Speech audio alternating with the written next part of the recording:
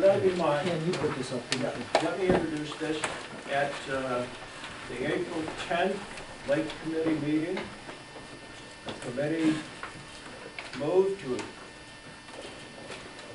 ask a recommendation be brought before the board to provide financial support in the amount of $1,500 for the open water rescue training. And as liaison to the board, I brought that recommendation forward and asked that it be put in the board book. And we're here to discuss that issue at this time.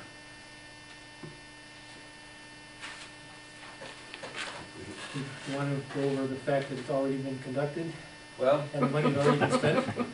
yeah. Wayne's entirely right.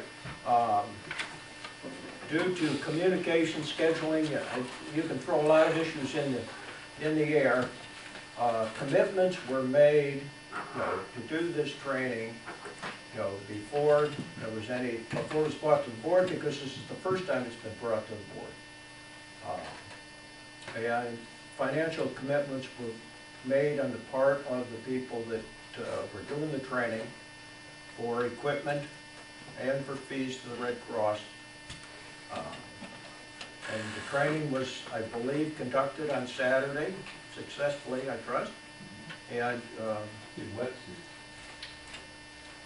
here we are today now, and the board is allowed to consider whether we want to take action on the recommendation of the Lake Committee. How much money are you asking for, Ken? The original request was for $1,500. $1,200. What are you asking for now? Well, that was what was in the recommendation that was brought to me. And I have not been sent an updated budget figure. Do we have an updated budget figure, Chairman of the Lake Committee? Well, the training was Saturday. There was some additional equipment purchased. Today is Monday. No, I don't have an updated list. I can tell you it's more than probably $1,200. I've seen numbers as high as 1,500. Some memo, some email. To my How knowledge, did we get here? Yeah. This is just unacceptable. What I would like, I have one comment I'd like to make, in that we have received a notice and have emailed it to the board, that it is a recommendation of our insurance provider that we go forward with this training. At least we think it is essential for managing the lake and the beach as we have here. And so it'd be my recommendation in view of that comment from the insured, that we do go forward, and recognizing the fact that there is no state mandate that requires this, but it's just good sense, I think, to have this training in place. But I didn't answer your question, James. No. Do you want to finish your question, or do you want to let another question go on? That's okay. How did we get here was the entire question? How did we get back into this position? It's just an untenable position. Are you searching for an answer, or is that a hypothetical? No, I'm really searching for an answer, because I'd like to hear it.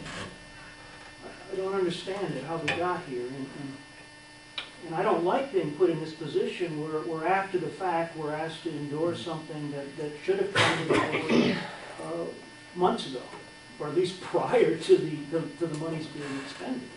You want to take that on? okay. Evidently, Mrs. Tony, she's the mother of Emily, who is the head lifeguard this year. Emily was doing her training, lifeguard training, and it was found out, I guess at the end of March, that the Red Cross offered open water rescue training. I can tell you I was never aware that they had this training. I don't think anyone else before us knew this, obviously. It's my understanding that Emily and Logan, who's actually one of the other lifeguards, there's 4 of them. There's Emily, there's Logan, there's Kevin, and there's Carl. They had a meeting with Zeb. I believe it's around April 1st. Zeb thought it was a great idea, thought it was valuable training. It's my understanding he went to Ray. He thought it was a great idea. However, there were some concerns regarding the equipment because it was not a budgeted item. The list was given to Ray by Tony. Am I getting this right? I'm not wrong. And there was some additional equipment found which saved like $120. Tony asked whether this training, whether she could continue with this. She was told she could. Asked whom? Asked Ray if this training could continue. I did not Embrace- speak embrace. directly with Ray. I spoke with Deb, who got the answer from Ray twice. I think, I'm sorry, I couldn't hear. Let's hear it from the Yeah, person who did it then. I raised my hand, but I was told that I'm not allowed to speak unless I'm called on, so now I can speak, correct? Yes, please. Okay, I'm Tony. This is my first ever board meeting, and I've lived here for 17 years, so I should be a familiar face to some of you, and I'm not. This is my daughter, Emily. She has been a lifeguard for a year now. She worked at Lake Holiday all summer last summer. She was perhaps the most competent guard that you had here. There were some less than desirable guards here at the time. She also has full experience of one season with Clearbrook, and she saw among the other guards in both places, among some of the other guards in both places, some serious changes in protocol and procedure that needed to happen for safety reasons. By the end of the summer, the head lifeguard here at Lake Holiday had abandoned the final week of the season. Emily had to step in and pick up several hours in addition to the ones that she was already working. At that point in time, it was made clear to her upon finishing the season that she would likely be the head lifeguard at Lake Holiday this coming summer. She's young. She's very mature. She's very conscientious. I don't mean to interrupt, but it's late and I know, I'm sorry, I'm trying to get there. Let's get to. I'm trying to get there. Okay. It's just a couple sentences away. So she knew she was going to be the head guard this year, and she was told that because of her age, it would be to her benefit to go for extra certifications. Having done that in the month of March, she got her water safety instruction for certification. Everything else that Judy has said was the fact. I never spoke directly with Ray.